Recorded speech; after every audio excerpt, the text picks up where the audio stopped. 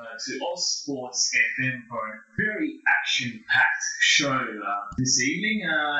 Travis, my co-host. Hello, Vlad.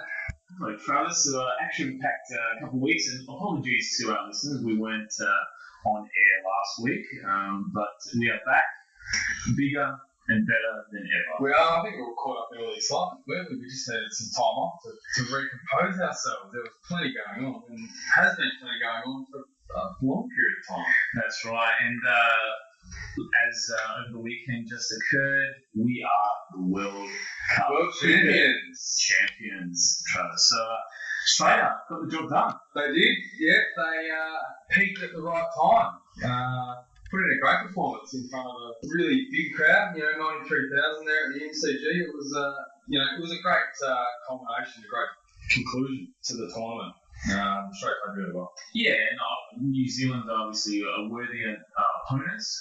Absolutely. Going, I guess, pretty much undefeated all the way through to the final. So, but a bit of a lackluster performance by New Zealand.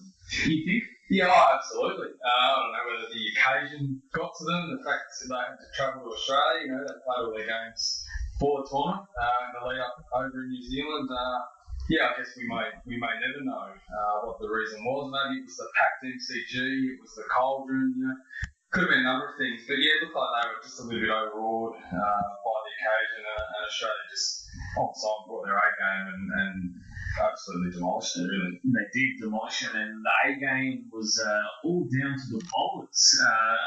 That formidable attack, if I get the word out, Travis. Yeah, absolutely. Punishing. They were, and how good was it? Because all tournament, it's been about the batters. It's just been batting. It's all we've heard about how good the batting performances have been. But geez, Australia's bowlers yesterday, sensational, really, really good, and bodes well for the future also with some of the young guys being right in front of the procession. Well, speaking of the bowlers, obviously Mitchell Starc getting the biggest scalp from the New Zealand team, McCullum. Bowling 0, 0.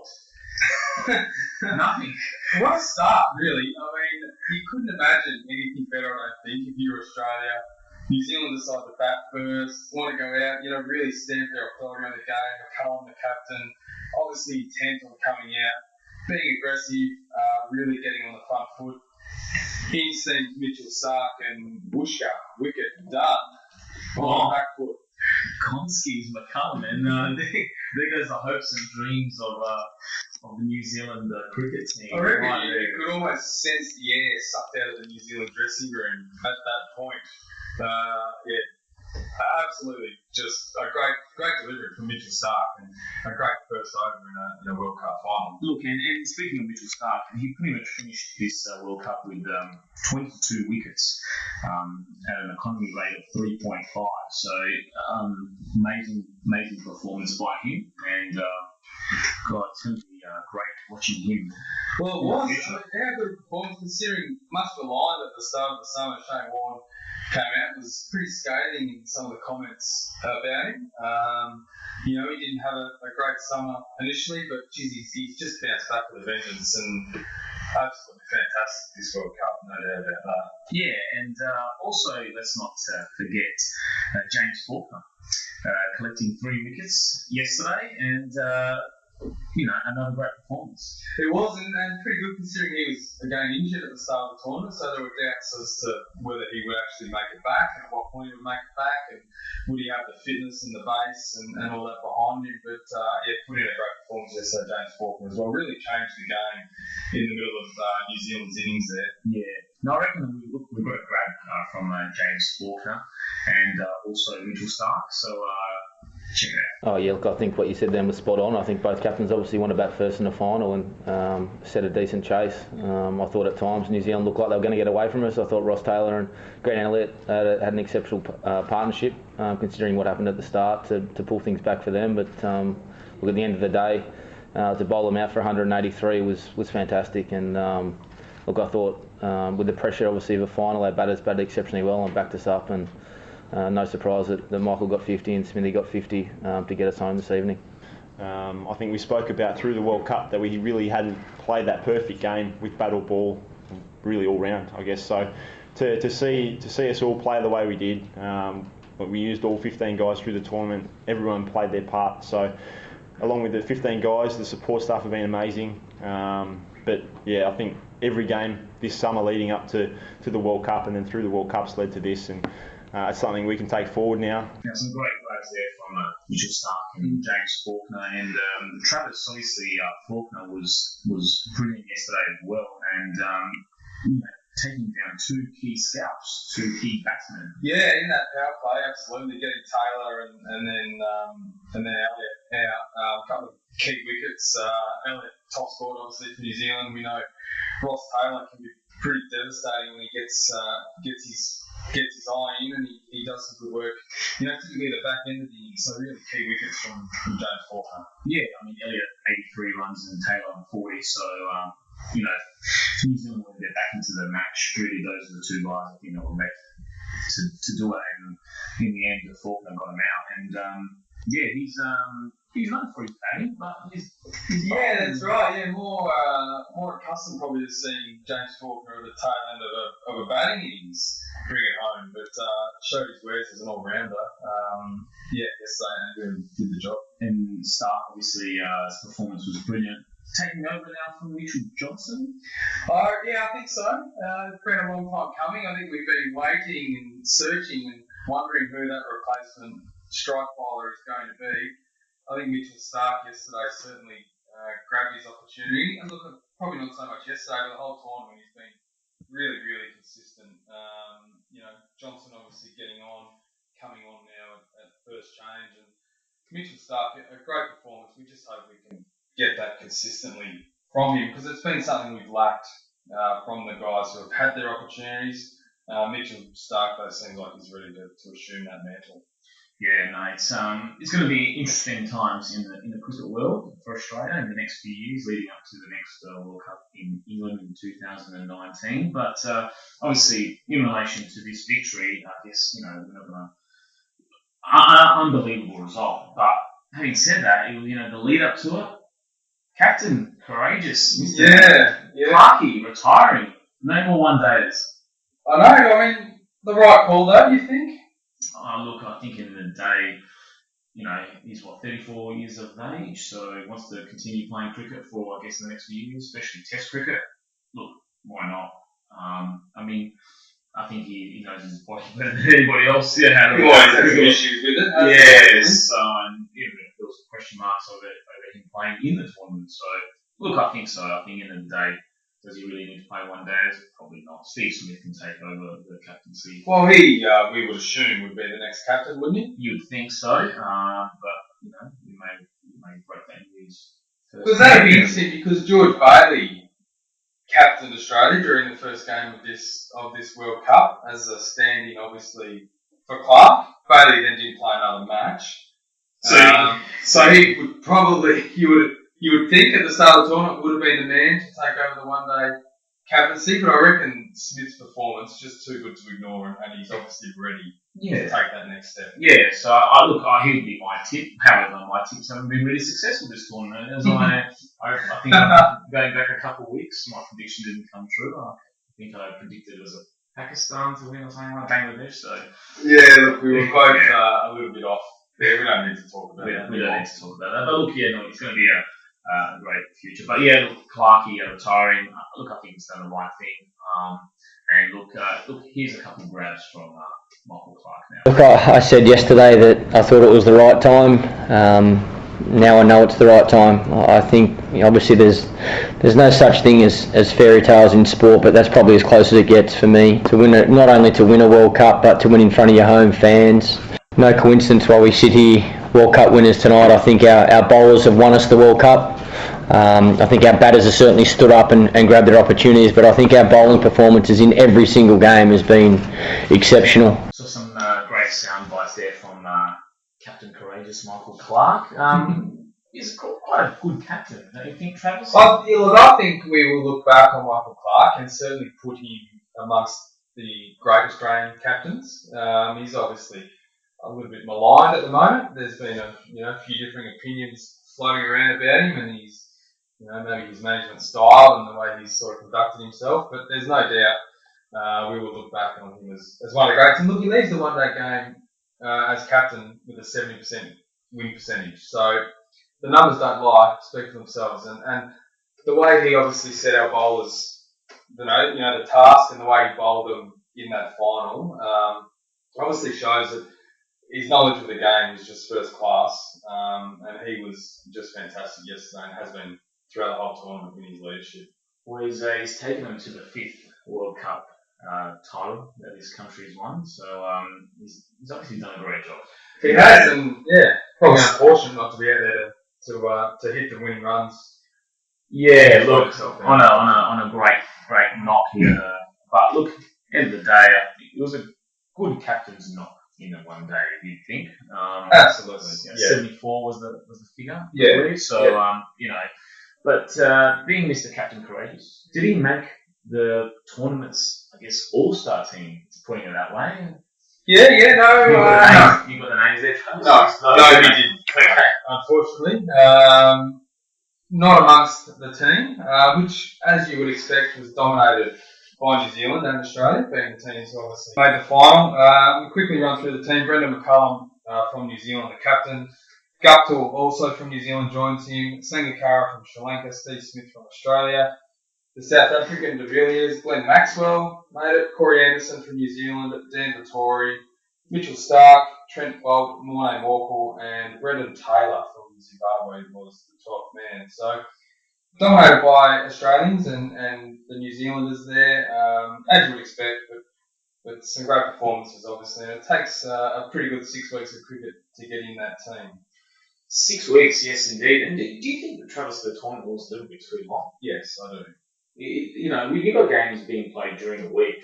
I mean, that shocked me at first, but I guess it made sense. Yeah. Can't play more on the Friday, Saturday, and Sunday. I guess being a Friday night. Yeah, of course. But he's gonna, that could actually change Travis in England in 2019. Word has it, or rumor has it, I should say, that they're going to potentially cut it down by getting rid of 4 teams or 4 countries, I should say. So they're getting rid of teams, which will mean the tournament will be shorter. Is that what they're proposing? 10 nations getting involved, and yes, shorter. Now that's the rumor.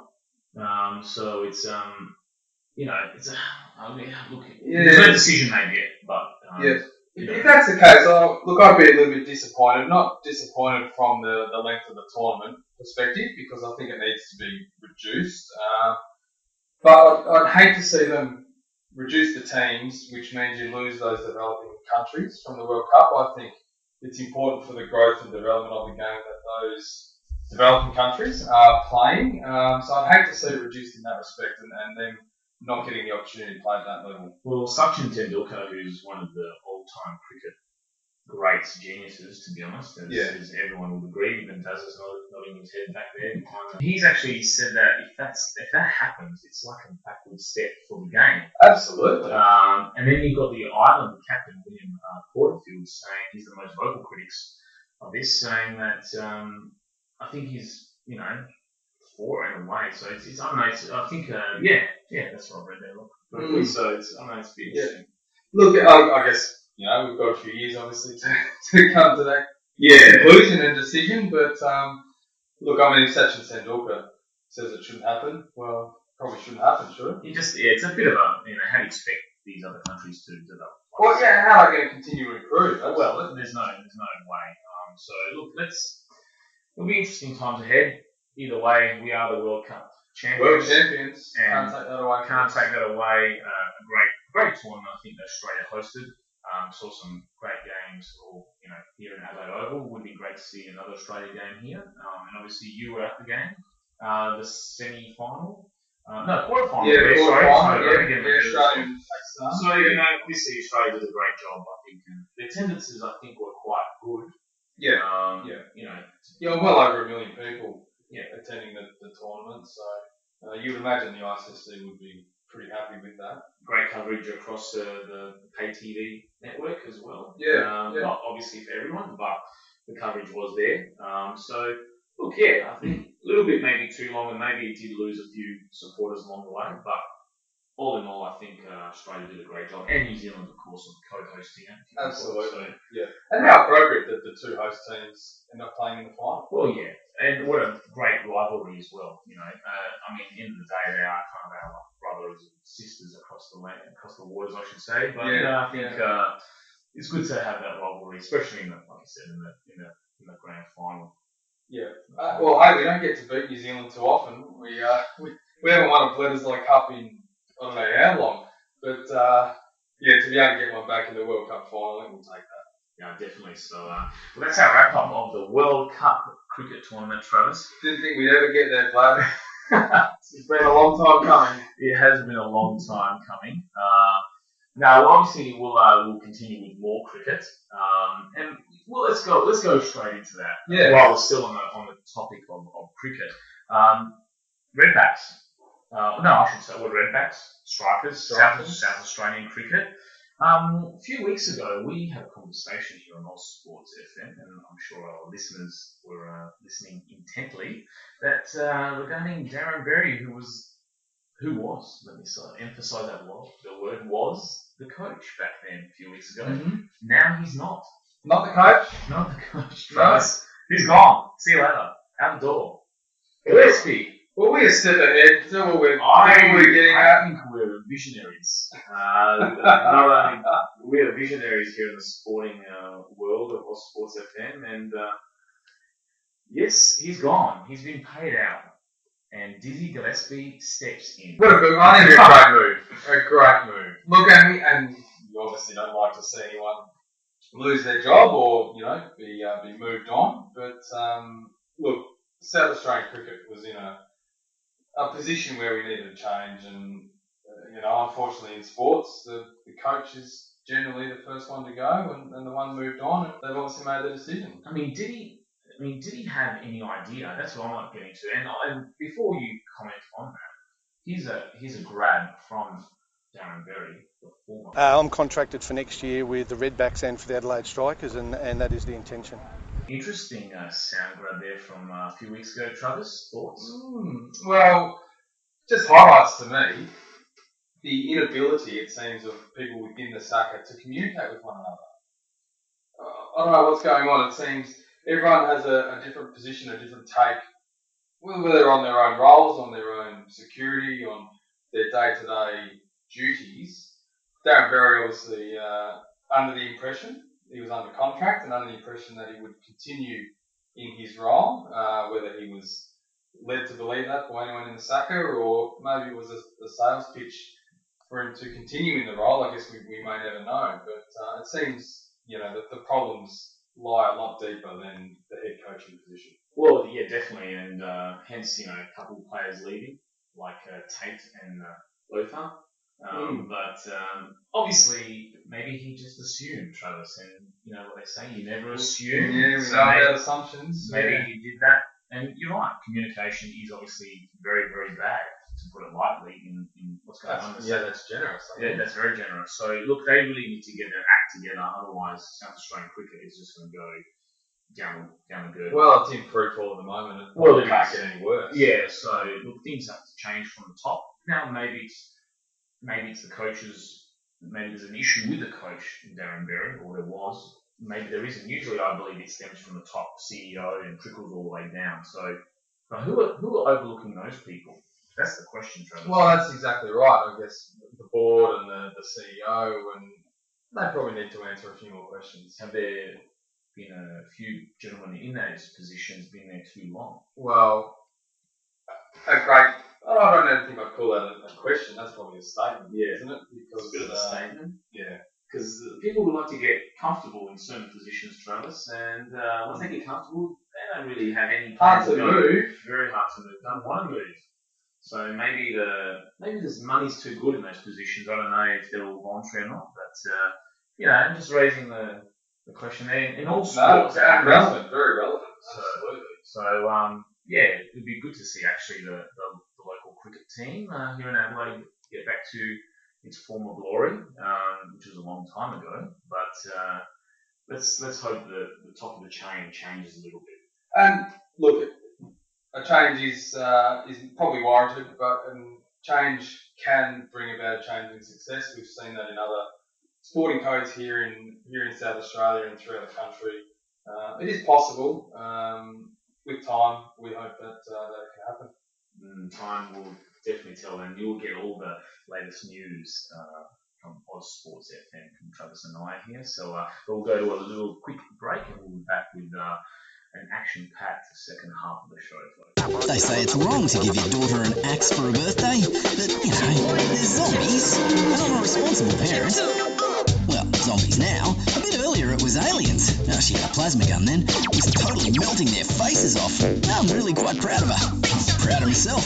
I organised the aliens and zombies. Got the game truck, mobile video arcade, 4 massive screens, loads of games. Kids are out there going crazy. And I'm in here relaxing. Best birthday ever. GameTruckAustralia.com.au. Fresh sponsor. Racism. Has no place in sport. No place in sport. Everyone deserves a fair go. Regardless of skin colour, background, or culture. Racism! It stops with me. It stops with me. With me. With me. Racism! It stops with me. So welcome back after that short break. Now let's go into the A-League, Travis. Over the weekend, or yesterday I should say, Adelaide United played against Newcastle and got a victory, 1-0. Great results. All it takes, just one, that's all we need. That's all we need. Got the chocolates, 3 points. Kruska scored in the 28th minute. But it was a bit tense during the end of the game. We were only down to 10 men, believe it or not. So what happened there? Why? We didn't have someone sent off, did we? No one sent off. We had someone stretch it off, Travis. Not sent off, but stretch it off. So pretty much Adelaide United used all the subs, and Nigel Bogard, I should say, Bogard. Did he look? He got a serious injury to be stretched off and leave us with 10 men. What did he do? Well, he wasn't a neck brace. Oh, okay. Pretty serious injury then. Yeah. Okay. Very serious injury. My apologies. He was lying almost motionless on the ground, Travis. Jeez, don't I look like an absolute fool at the moment? So to our listeners out there, maybe Nigel is one of them. Travis does apologise, I believe. So yes, he was lying motionless on the ground, and he was in a neck brace, and hence stretched it off. So we held on. Adelaide United held on to a 1-0 victory, which was great because now they're 7 points clear of Melbourne City in 5th spot. It's getting very tight at the top of the ladder there, Travis. Yeah. Wellington's on 42 points, followed by Melbourne Victory, Sydney FC, Perth on 41, and then Adelaide United on 40 points. So, but Melbourne Victory have a game in hand, so they can leap to the front. It's really tight. We just keep saying this week after week that we're really tight, and any of those teams, any of those top 5 teams, can potentially win the championship. Look, they can. You'd hope that Adelaide can just finish the season strong. They've got Sydney FC at Allianz Stadium in Sydney this Saturday evening at 7 p.m. So check your local guides or pay television. But big game. Yeah. Very, very big game because Sydney are playing quite well. And they had a great victory over Wellington, 3-0. So work that one out. Yeah, exactly. And that was in Wellington. Is that correct? Yes, that is correct. In Wellington, so that is a massive victory. 3-0 as well. That's dominant. Yeah, absolutely. So look, anything can really happen. I think with this top 5. Do we agree maybe that Adelaide, when they are playing their absolute best, are maybe at the front of that queue in terms of premiership favouritism? I think so. It's a very attacking style of football, very high risk, high reward style, in my eyes anyway. So, but, I guess they had that bit of a flat patch there, which I think all teams have in all sports, and I'm sure we'll have this conversation throughout the AFL season as well, and things. But, look, I think so, yes. Yes, to answer your question, they can win it. Will they? I don't know.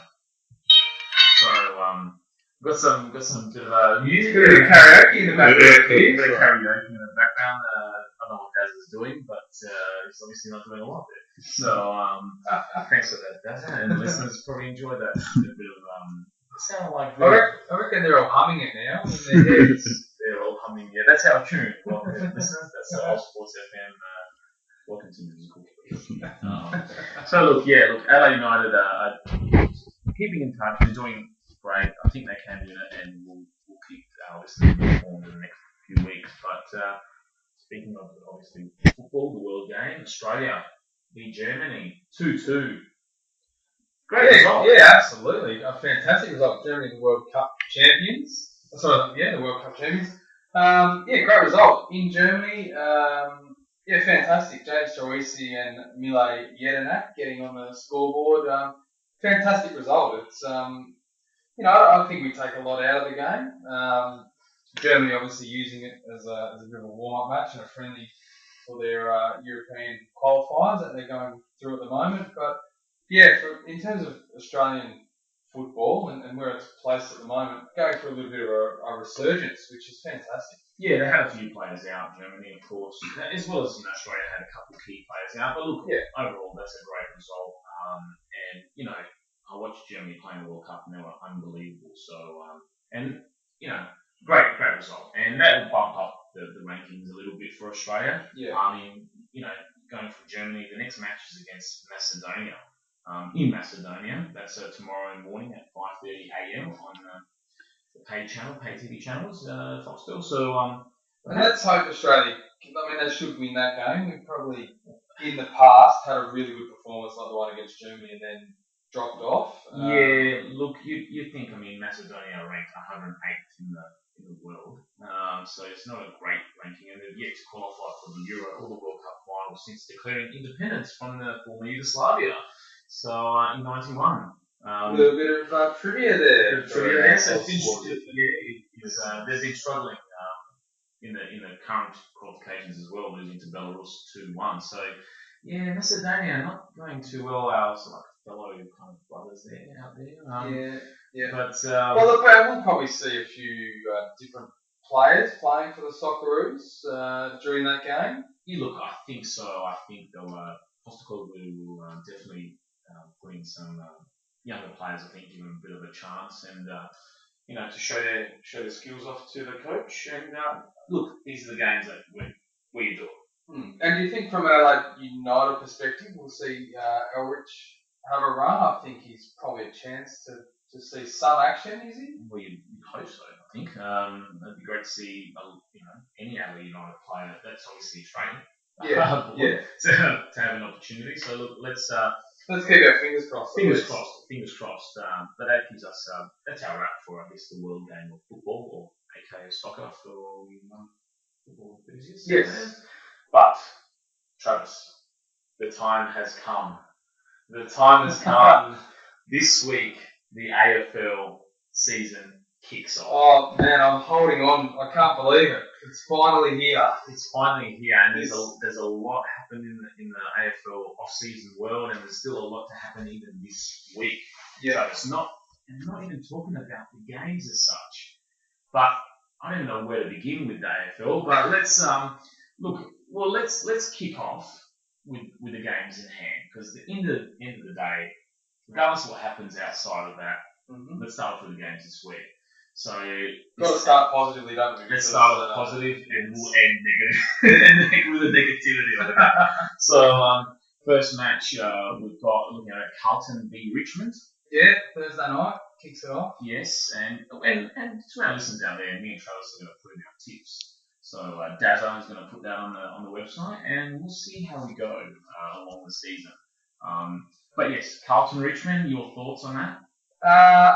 A blockbuster game, obviously, to start the season. I think it's great that the AFL have continued to schedule this match in. Interesting, taking place at the MCG, only a few days after, obviously, the World Cup final. So we'll have the change of pitch and everything that happens there. So you imagine the MCG, that would be cherry ripe for this. Look, I reckon there'll be at least 70,000 there, and I'm tipping Richmond to get the points to kick off the year. Yeah, I think I'm tipping Richmond too. I think Carlton will have a better season this year. I think last year there was a lot of issues at that club.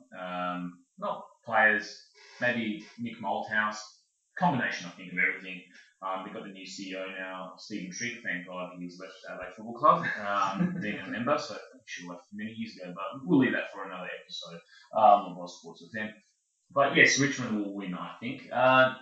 Let's go to the next match, Melbourne v Gold Coast. I'm going to pick Melbourne. You've gone for Melbourne? Yeah, I have. I think maybe I'm just buying into all the hype that I'm reading and seeing about the Melbourne Football Club. But a few doubts for me about the Gold Coast. You know, we know Ablett hasn't played all pre-season.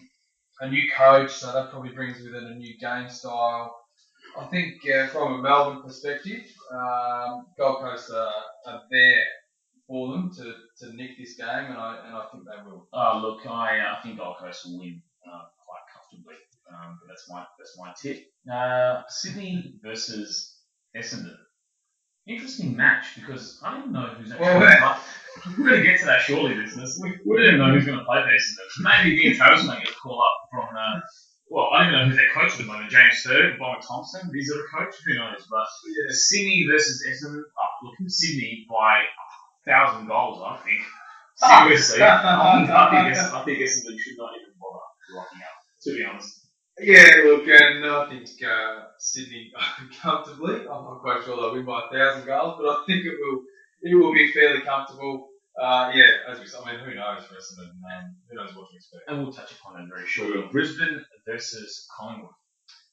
Well, again, this is something else we're going to need to touch on later. Brisbane have had a fantastic off-season in terms of their recruiting. I think Brisbane will win this one. Yeah, probably quite easily too. Yeah, I think Brisbane too. So they're looking very, very sharp and will be a very dangerous team this AFL season. They will. Mark my words, listeners. Western Bulldogs versus West Coast. I'm picking Bulldogs. Yeah. I don't know why. I like West Coast. I think they're a great team. But Bulldogs, I think Tom Boyd now is in the forward line. I think they've got a bit of new coach. Have you been seduced by the Western Bulldogs pre-season form? Is that what I think? I think a little bit. West Coast they've just been in the background, so to speak. So I'm picking West. Yeah, look, I'm with you absolutely. I have been seduced by their pre-season form. West Coast have got a few key players out. They've lost over the pre-season. I think the Bulldogs will start the year well, and I think they'll win this one. Now we move on to St Kilda versus GWS. To be honest, who really cares about this match? I mean, the White's a fixture, but I'm thinking probably the least exciting game of the round. Do they even get television coverage on this game? I mean, is it even really worth it? Dazza doesn't know. We'll find out. I'm picking GWS. I think they're a monster team, and they will be in the next few years. But they've got some great players, which really are scary. Oh, absolutely. Very, very scary. And I'm with you. I think this year, I think will be the GWS breakout year we've been waiting for. I think GWS, to be honest, are actually a threat to make the finals. I think they're going to improve that much. I think they will win this game and probably win it quite well. Yeah, I agree with you. Now we've got the best match of the round. Adelaide v North Melbourne at the Adelaide Oval, round 1. I'll be there. Easter Sunday. Can't wait for this match. Big off season. A lot of issues, obviously, off field with the Adelaide Football Club as a die-hard member. I think Adelaide will win. I think I did say off air they're going to win comfortably. If they play their cards right, I think they will win comfortably. So massive game and a must win. I say that must win for Adelaide. Yeah, it's never good to throw around that must win, is it? Particularly in the first round. But I think there's been so much positivity around the Crows this off season.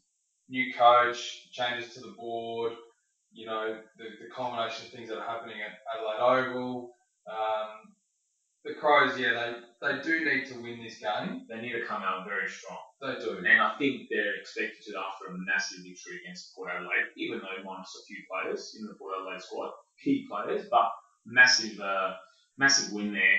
Great to see the pressure and a bit of a change into the play. Look, there's a few injury woes because obviously Crouch has gone down and will be out for a couple of months. He's unlucky, isn't he? He's made of glass. Him and Lynch, I know they're having competition who can be injured the most. And obviously Tomo, I think Tomo should retire, but he's got hamstring problems and we haven't even played a game of AFL. So in terms of the real season, so I think he's on I I personally wouldn't play Tomo, and Matt Crouch is there to take his place. Yeah. So look, must-win game for Adelaide. They need to kick off the season with a big win, big bang. Fingers crossed it all happens on Easter Sunday. Yeah, look, I'm going to go with the Crows as well, and I don't have any particular reason for it apart from the fact that it's a home game and they need to win, and I think they will. I don't think they'll win by much. I think North Melbourne are a pretty good side. Obviously making the preliminary final last year sort of backs that up. But look, it's a real 50-50 game for me, but I think the Crows at home will get the points. Next game, Port Adelaide v Fremantle. I should say Fremantle v Port because it's in Fremantle. I'm thinking Freo. I think Freo are going to be too strong for Port Adelaide. Yeah. Again, this is another one for me that I think is a 50-50 game. We know there's the Fremantle stuff going on with Crowley, so you take him out, obviously frees up the Port on-ballers a little bit. I haven't got Freo written here, but I am going to go with Port. I think Fremantle are probably at the end of their run. I think they got the most out of their players last year. They've got a few players, I think, on their list who are maybe going to hang around for a season too long. And I think Port will come out and they'll win this, even though there is the drama surrounding Ryder and Monfries, of course, dating back to their time at Essendon. So they may not play. But I think, I'm going to go with Port. Interesting. Change of tune. And the last match, Hawthorn v Geelong. You're mob there, Travis. Geelong. I'm picking Hawthorn. I think Hawthorn are too strong. They are the best team in the AFL, and they probably will be on top of the ladder at the end of the season. Yeah. Pending injuries, of course. Thoughts? Look, I'm with you. As much as it pains me to say, being a passionate Geelong supporter. Look, I think we're guaranteed it'll probably be a pretty good match. So that's one thing that will probably come out of this first round. But yeah, I agree. Hawthorn just too strong. I think the players they have, they're good on every line. They've got leadership all over the park. They obviously know their system. They know their structures. They will be too strong. And I'm with you. I think come the end of the year, they will certainly be in the top two positions. Yeah. I don't think Geelong will be too far behind them. No. But I think Geelong bringing in some new players. Mitch Clark, he's had a pretty good pre-season. But I think, just going against that tried and tested Hawthorn team, I think they'll be too good on Easter Monday. It's going to be interesting round one, action-packed one. And let's touch upon and let's discuss some of these issues surrounding the Essendon Football Club and, if you haven't heard it, folks, Collingwood Football Club. So, let's go on to Essendon first because that's been around for donkey's years. Tomorrow is the verdict. Tomorrow is the sentencing of this club. I think 2 p.m. Eastern Standard Time, I believe. So, look, I've heard rumours that they're going to get off. The players are going to be fine. They're going to play. I don't know. Travis? Look, thankful, obviously, that we're going to finally get a decision and know what's going on. It's dragged out way too long. Cast a shadow on the game for a long period of time. But anyway, it'd be interesting to me if the players actually do get off. And I guess from in one hand, you can understand it because they put their trust in the people at the club to administer the correct supplements under the code that they're bound to. But at the same time, players, I feel, have a duty to know what substances they're taking and what they're ingesting. Maybe a little bit of naivety with that. I think the players will be punished, and I think they deserve to be punished, but I don't think it will be significant. Yeah, look, I heard that rumour, and it could be well true, but I'll be very surprised. I mean, I think they should at least miss, 3-4 games. You'd think, even if it's backdated. I mean, if they come out scot-free and they play round one, I don't know. I think a few eyebrows will be raised across the league. Oh, absolutely. But look, I guess we'll bring you that news next week, of course, an update on what happens there with the Bombers. And I mean, today, Collingwood. I mean, they're now embroiled with this kind of, performance-enhancing drug scandal. I mean, obviously going off Crowley being tested positive for something the other week. Now we've got 2 players, Josh Thomas and Lachlan Keith, have tested positive to a performance-enhancing drug. Now, hopefully I'll pronounce this correctly, but it's clenbuterol. I think Let's go with that, Clen, that's C-L-E-N, Glenn Bureau. Now, they've tested positive to A sample on February 10, and an analysis of the B sample, I should say, will take place on the 14th of April. So now, Travis, apparently Glenn Bureau, yep, is not classified as a specified substance under the AFL anti-doping prohibited list. So, the players have been provisionally suspended, but if it's not on the list, then raises a few question marks. It doesn't sound like a nice thing to take, Travis. No, not from what the limited understanding we have of it. Yes. Doesn't seem like it would be something you would knowingly take, given the option. But look, and we don't know whether the players are guilty or innocent. But it doesn't. Well, it's tested positive, so they are guilty. Well, they're guilty. Yes, correct. Guilty as charged, I think, but not the presumption of innocence. Well, look, I think no, not in my opinion, no, Travis. There you have it. Luck or right here at Ozsports FM. That's right. We're gonna knock around here. But you had some good trivia about. Yeah, we were just looking into this obviously early, knowing that it come up. I did read that in 2011, more than 100 Mexican footballers, so that's soccer players over there in Mexico, tested positive to the drug, but they were later cleared after it was found out that the drug is used in farming in Mexico and was quite prevalent in meat in the country. So maybe, I don't know, maybe Josh Thomas and Lockie Keefe spent 8 weeks in Mexico just eating beef, and it's all a mix-up and a misunderstanding. Well, let me tell you, if they spend 8 weeks in Mexico, I don't think they're going to be eating beef. Let me tell you that, my friend. I think the AFL will definitely know what they were doing in Mexico. Let me tell you, it's not eating beef. So it's going. Yeah, look, it's interesting. These guys are going to be suspended. Well, obviously they have been by the club. I don't see them playing, to be honest, many games in the first half of the season. I mean, this is another bad taste in AFL's mouth. It is, but I mean, we're not sort of used to this in AFL, are we? It's not something we generally associate in the AFL world. Is this sort of scandal and off the field sort of activity, if you like? No, a better word. No. It's look, it's not good. I'm glad it's Collingwood and not the Adelaide Football Club, of course, but as a supporter of them. But look, not good. You don't want to see this. I don't know what the players are thinking. Maybe they didn't know. I mean, obviously that's going to be determined in the next few weeks. But look, another spanner in the works to start off the AFL campaign this weekend. So not good.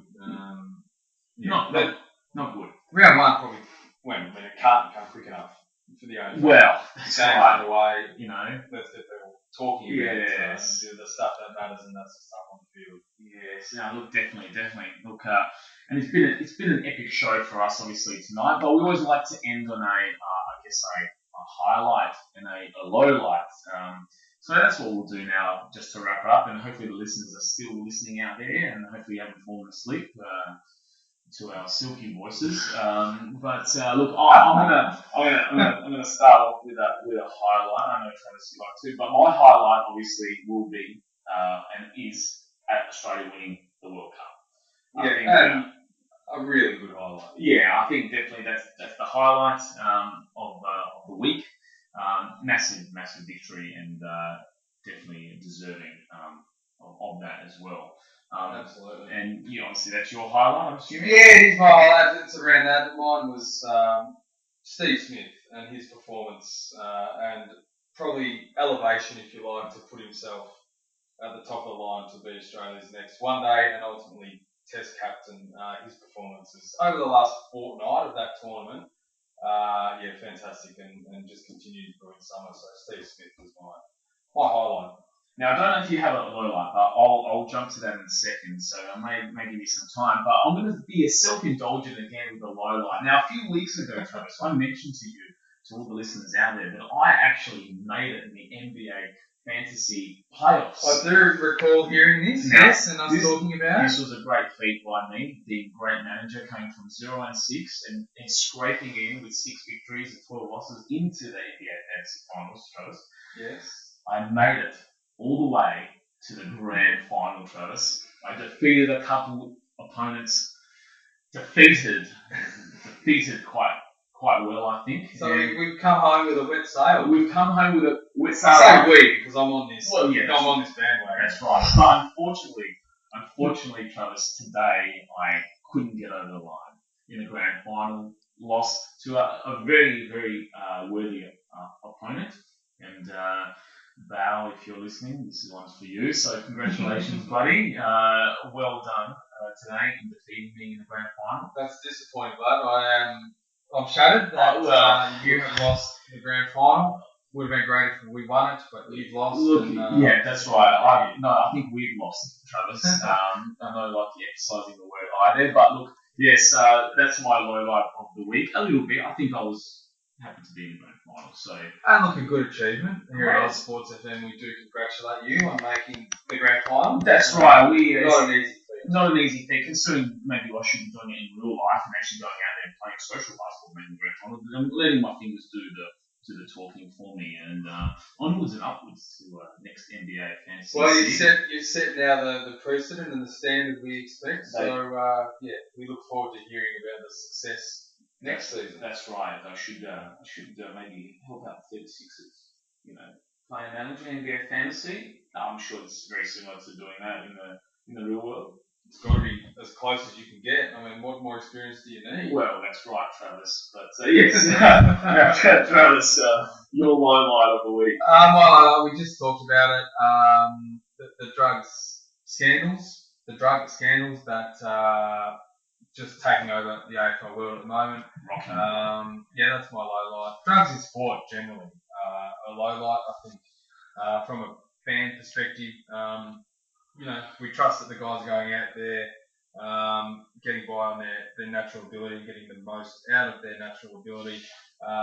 Disappointing that some individuals are, retreating or going to Mexico, to drugs in Mexico. But look, drugs in sport. My low light needs to stop, and I'm glad that the authorities are out there. On the surface, it seems like trying to do everything they can to stop it. Yeah, look, definitely agree with you there, 100%. And look, thank you to all the listeners out there for this show. This has been probably our most epic of all epic shows. Yeah. There's a lot of sporting, action that happened in the last couple of weeks, and moving forward, there's going to be a lot more. There will be. We've missed a lot, haven't we? Even as much as we've talked about it a bit, we missed a lot as well. So, there's obviously plenty happening at the moment. Yeah, definitely. So, look, once again, thank you to all the listeners out there who listen to Ozsports FM, listen to Travis and I talk about sport and bring you all the latest news and gossip from around the sporting world in Australia and Adelaide. And, look, tune in next week. See you then. Yes, see you then. Thanks, bud. Bye.